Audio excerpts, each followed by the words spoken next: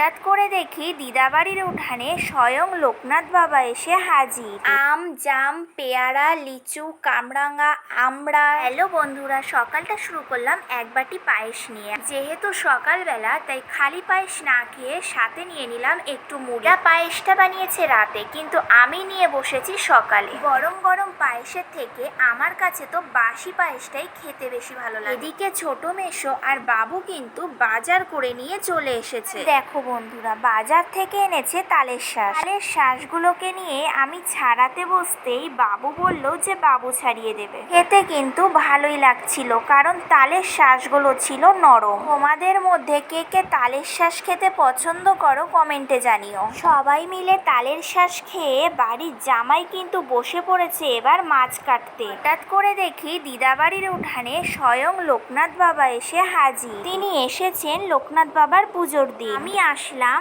দিদাবাড়ির পাশে এক মামার বাগানে। বাগানটায় এসে দেখি মামা কিন্তু এখানে বিভিন্ন রকমের গাছ লাগিয়েছে। এক এক করে তোমাদেরকে দেখাচ্ছি। এই ছোট্ট আম গাছটার আমগুলো বড় হলে দেখতে ভাবো কতটা সুন্দর লাগবে। আর সেই আর একটা কলপের আম গাছে দেখো কত নিচে আম হয়ে রয়েছে, যেইগুলো কিন্তু বসে বসেই পারা যাবে। বাগানটাতেই আছে আবার বড় আম গাছও, যেখানে আমার কাছে গিয়ে দেখানো সম্ভব হচ্ছিল না, তাই তোমাদেরকে দূর থেকে দেখিয়ে দিলাম।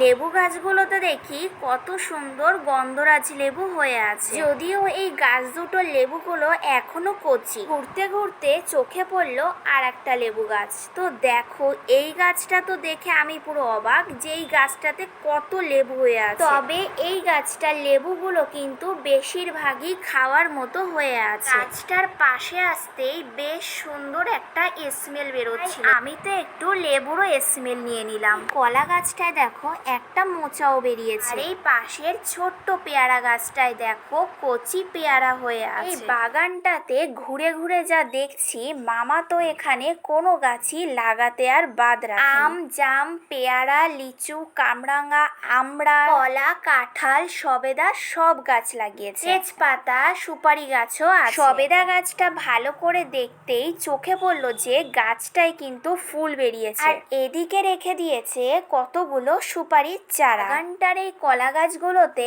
কলা আর মোচা দুটোই হয়ে আছে।